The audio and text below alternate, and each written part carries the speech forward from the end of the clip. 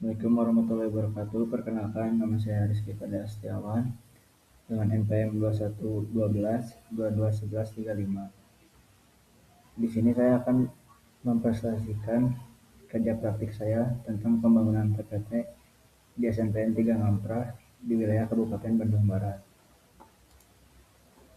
Latar belakang, kerja praktik merupakan salah satu bentuk pelaksanaan pendidikan yang tercantum dalam Kartu Rencana Studi atau KRS yang bertujuan memadukan secara sistematis dan sinkron antara teori perkuliahan dengan pengalaman kerja langsung di dunia kerja, guna membentuk tenaga profesional di bidangnya, serta memperkuat keterkaitan antara lembaga pendidikan dan dunia kerja. Pertumbuhan sarana pendidikan tentu saja diikuti dengan meningkatnya fasilitas pendidikan maupun negeri atau swasta yang menyediakan berbagai kebutuhan. Untuk menunjang fungsi tersebut, maka di kawasan bermunculan berbagai macam sekolah dengan memanfaatkan penggunaan lahan untuk kawasan pendidikan. Gedung SMPN 3 Ngamprah yaitu gedung sebagai fasilitas pendidikan terutama di Bandung Barat yang mempunyai akses strategis untuk ditempuh oleh warga sekitar. Didirikan tahun 2009 dengan nomor pokok sekolah nasional 2027984. Gedung SMPN 3 Ngamprah sempat mengalami pengikisan tanah oleh air sungai. Pengikisan tersebut mendorong Dinas Pendidikan Kota Bandung Barat selaku instansi yang membawahinya untuk mengeluarkan anggaran rehabilitasi dan pembangunan TPT SMPN 3 Ngamprah. Proyek pembangunan TPT SMPN 3 Ngamprah merupakan salah satu langkah yang diambil untuk memenuhi kebutuhan masyarakat akan fasilitas pendidikan yang cukup besar dan lengkap. Gedung SMPN 3 Ngamprah yang dibangun oleh kontraktor PT Hirafi Tunas Mandiri terletak di Komplek PPI 3 Blok F12 Padalarang Kabupaten Bandung Barat. Di sini saya akan menjelaskan tujuan kerja praktek. Adapun dilaksanakannya kerja praktek ini mempunyai tujuan antara lain mendeskripsikan dunia kerja dan meningkatkan keterampilan mahasiswa dalam memasuki lapangan kerja sesuai dengan kompetensi dan keahliannya. 2. Menghasilkan tenaga kerja yang memiliki keahlian profesional dengan tingkat pengetahuan, keterampilan, dan etos kerja yang sesuai dengan tuntutan lapangan kerja. 3. Memperluas pengetahuan, keterampilan, dan memberikan pengalaman kerja sebagai bagian dari proses pendidikan. Di sini saya akan menjelaskan lokasi proyek kerja praktek. Kerja praktek saya berlokasi di proyek pembangunan TPT SMPN 3 Ngamprah di Jalan Bukit Permata Raya, Desa Cilame, Kecamatan Ngamprah, Kabupaten Bandung Barat, Jawa Barat dengan kode 40552. Selanjutnya yaitu data umum proyek.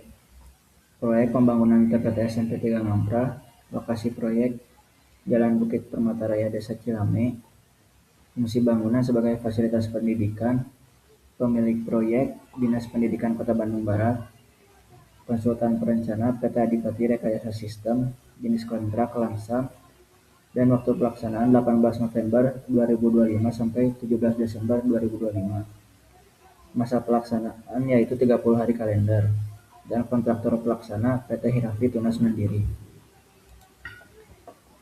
Di sini pun saya akan menjelaskan pengertian TPT. Menurut Tergaji tahun 1943, ahli mekanika tanah menyebutkan bahwa tembok penahan tanah atau retaining wall adalah elemen struktural yang dirancang untuk menahan tanah yang tidak mampu menahan sendiri karena gradien kemiringan yang curam atau adanya beban tambahan. TPT berfungsi menjaga kestabilan lereng atau perbedaan elevasi tanah, mencegah longsoran dan erosi serta mendistribusikan tekanan lateral tanah ke pondasi atau struktur penopang secara aman. Tujuan pembangunan TPT. Pembangunan tembok penahan tanah bertujuan untuk menjaga stabilitas lereng dan tebing agar tetap berada dalam kondisi aman dan tidak mengalami pergerakan tanah yang dapat menyebabkan longsor. Dengan adanya TPT, bangunan serta infrastruktur yang berada di sekitar area SMPN Tiga Ngangkah dapat terlindungi dari kerusakan akibat tekanan tanah. Lalu di sini saya akan mendeskripsikan fungsi TPT. Fungsi-fungsi pembangunan tanggul penahan tanah yang umum digunakan dalam pekerjaan konstruksi dan laporan teknis. Berfungsi sebagai menahan tekanan tanah lateral yang timbul akibat berat tanah, beban tambahan, dan pengaruh air di belakang struktur. 2. Mencegah terjadinya longsor dan pergeseran tanah pada lereng atau tebing yang tidak stabil. Mengendalikan erosi dan gerusan tanah akibat aliran air permukaan maupun air hujan.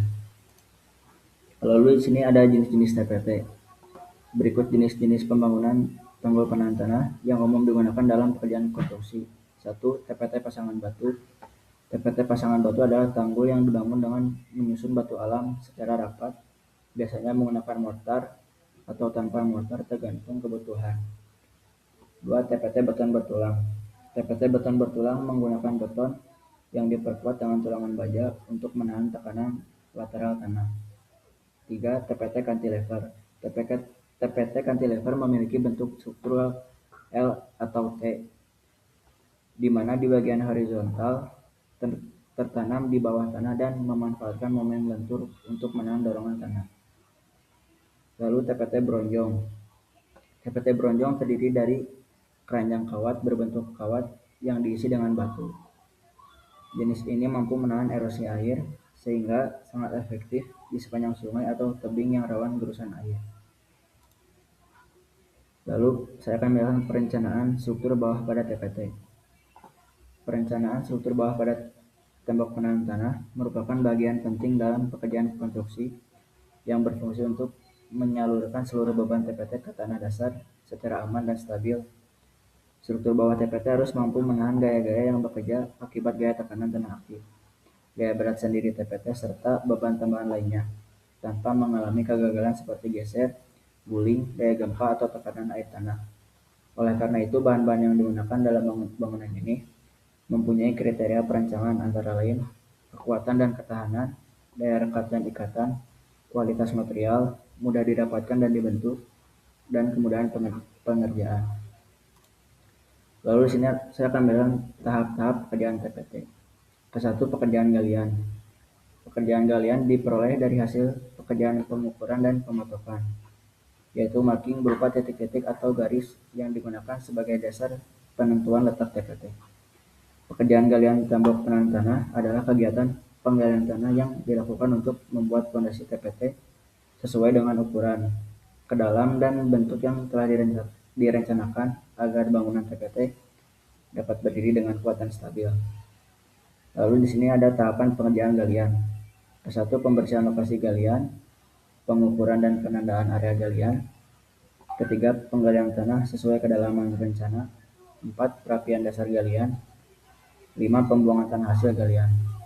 Selanjutnya, pekerjaan galian pembuatan tulangan kolom dan fondasi dilatasi. Langkah pekerjaan pembuatan tulangan kolom adalah sebagai berikut. Membuat tulangan dengan ukuran sesuai gambar kerja atau soft drawing didatangkan oleh pihak logistik ke lokasi proyek sesuai dengan kebutuhan pelaksanaan di lapangan. Panjang tulangan dari supplier biasanya adalah 12 meter. Pemotongan tulangan dilakukan dengan bar cutter dan pembekokan tulangan dilakukan dengan menggunakan bar bender manual. 3.